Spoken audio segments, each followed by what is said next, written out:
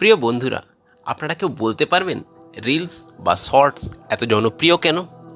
অথবা প্রশ্নটিকে আরেকটু ব্যক্তিগতভাবে করলে, আমরা রিলস বা শর্টস দেখতে এত পছন্দ করি কেন?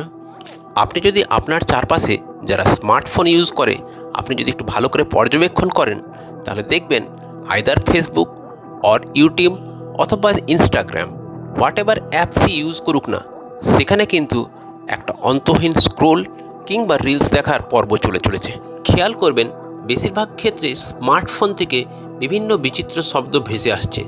সেটা কখনো কোনো গানের কলির ঝলক, তো কখনো কোনো জনপ্রিয় সিনেমার জনপ্রিয় ডায়লগ, আবার পরক্ষণে হয়তো কোনো রাজনৈতিক ব্যক্তির কোনো স্টেটমেন্টের ঝলক। হ্যাঁ, ঝলকই, কিন্তু বিস্তৃত বিষয়বস্তু নয়। অর্থাৎ খুব সংক্ষেপে আমরা স্মার্টফোনে মনোযোগ দিয়ে অমনোযোগী খোঁজ চালাচ্ছি। এখন দেখুন, আমরা যে কোনো কাজই করি না কেন, তার আলটিমেট গোল কিন্তু আনন্দ প্রাপ্তি। অর্থাৎ সেক্ষেত্রে স্মার্টফোনে আমরা যে রিলস দেখি, তার আলটিমেট উদ্দেশ্য হচ্ছে এন্টারটেনমেন্ট এবং তার মাধ্যমে আনন্দ প্রাপ্তি। চলুন তাহলে দেখা যাক এই রিলস বা শর্টস আমাদের মনে কিভাবে আনন্দ তৈরির মেকানিজমটাকে স্টিমুলেট করে। এখন দেখুন, এই আনন্দ লাভও কিন্তু একটা অনুভূতি, আর এই অনুভূতি লাভের পিছনে আছে ডোপামিন নামক হরমোনের উপস্থিতি, যা মস্তিষ্ক নিয়ন্ত্রিত এবং নিঃসৃত। এখন আপনি যখন কোনো সৃজনশীল বা ক্রিয়েটিভ বিষয়ে মনোনিবেশ করেন, অর্থাৎ হয় সেটা আপনি সৃষ্টি করছেন কিংবা তার শিল্পরস গ্রহণ করছেন, এই দুই ক্ষেত্রেই আপনার ডোপামিন নিঃসৃত হতে পারে এবং সৃষ্টি রসের আনন্দ আপনি লাভ করতে পারেন।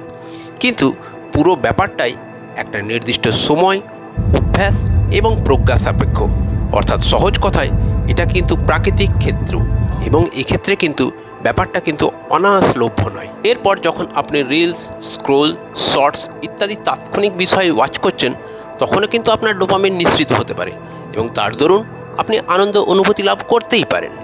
সর্বোপরি এই সকল রিলসের একটা আননোন ফ্যাক্টর কাজ করে, যা আপনাকে সবসময় কৌতূহলও রাখে এবং ওই কৌতূহল চরিতার্থ হয় খুব স্বল্প সময়ে। সুতরাং আপনার ডোপামিন নিঃসরণও খুব ইজি হয়ে যায় এবং তার দরুনও আপনার আনন্দ লাগতে পারে। সুতরাং ডোপামিনের মাধ্যমে আনন্দ অনুভূতি লাভ করাই যদি উদ্দেশ্য হয়, তাহলে তা শর্টসের মাধ্যমে খুব অল্প সময়ে এবং অনায়াসেই হয়ে যাচ্ছে। অর্থাৎ সেক্ষেত্রে এক্সটেন্সিভ ক্রিয়েটিভিটি নিয়ে আমার চিন্তা করার কোনো মানেই হয় না। কি বলেন? এবার আসা যাক দ্বিতীয় একটি কারণে। দেখুন, বেশিরভাগ ক্ষেত্রেই আমি নিজে যখন কোনো জিনিস নিয়ে গভীরভাবে ভাবার চেষ্টা করি, দেখেছি আমার চিন্তান্তর হয়। অর্থাৎ মনের মধ্যেই অনেক দৃশ্যপট ভেসে ওঠে, সেটা বিভিন্ন বিষয়ে। এবার আপনি ভাবুন, স্মার্টফোনের রিলসের মাধ্যমে বিভিন্ন দৃশ্যপট ওইভাবেই যেন ভেসে ওঠে।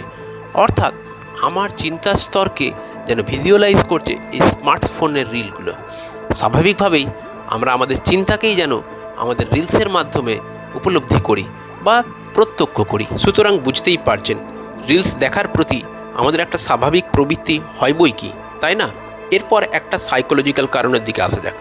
দেখুন, আমাদের অনেকের মধ্যেই কিন্তু কোনো জিনিস সম্পর্কে আপডেটেড না থাকাটাকে বিশেষ লজ্জার মনে হয়, কিংবা হয়তো আমি ব্যাকডেটেড হয়ে যাচ্ছি না তো, এই ভয়টা কাজ করে। এটাকে এখন পোশাকি ভাষায় বলা হচ্ছে ফোমো, অর্থাৎ ফিয়ার অফ মিসিং আউট। আদেও ওই বিষয়টা সম্পর্কে জেনে ঘোড়ার ডিম আমার কী হবে আমি জানি না, বাট ওই যে খুব সহজে জানতে পারছি, অতএব জানবো না কেন, এই ধরনের একটাও অ্যাটিটিউড কাজ করে। হয়তো এই কারণেই রিলস আরও জনপ্রিয় হচ্ছে। আবার অনেক সময় দৈনন্দিন জীবনের সমস্যার সঙ্গে জুঝতে আমরা অনেক সময় ফ্যাটিক হয়ে পড়ি। হয়তো সেই সমস্যাটা থেকে খানিকক্ষণ হলেও পালিয়ে যাওয়ার জন্যেই যেন আমরা রিলসের প্রতি আসক্ত হয়। এটা অনেকটা সেই মদের নেশায় ডুবে যাওয়ার মতন। আপনি এটাকে এসকেপিক মেন্টালিটি বলতে পারেন, কিন্তু অনেক ক্ষেত্রেই রিলস দেখার ড্রাইভিং ফোর্স হিসেবে এটা কিন্তু ভীষণভাবে কাজ করে। আর সর্বোপরি প্রযুক্তির উন্নতির সাথে সাথে আমরা প্রত্যেকেই কেমন যেন নন ক্রিয়েটিভ আত্মকেন্দ্রিক হচ্ছি। এখন দেখুন, ক্রিয়েটিভ মানুষও আত্মকেন্দ্রিক হয়, কিন্তু নন ক্রিয়েটিভ মানুষ যদি আত্মকেন্দ্রিক হয়, তবে তার কিন্তু খুব স্বাভাবিকভাবেই একটা এনগেজমেন্টের জায়গা প্রয়োজন।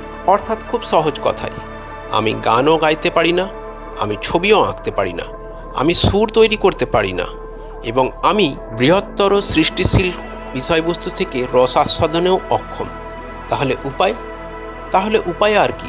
যখন আমি আমার ভালো খাবার খেতে পারবো না, তখন আমার জাঙ্ক ফুডের প্রতি আকর্ষণ বাড়বে, তাই না? সুতরাং সহজ উপায় রিলস। দেখুন, অস্বীকার করে লাভ নেই, স্মার্টফোন, কৃত্রিম বুদ্ধিমত্তা ইত্যাদির এক্সটেন্সিভ ইউজের দরুন আমাদের প্রজ্ঞাতে কিন্তু চর্বি জমে গেছে। কিন্তু চর্বি জমে গেলেও মস্তিষ্কটা তো আছে রে বাবা। সুতরাং ডোপামিন নিঃসরণের সহজ উপায় কী রইল?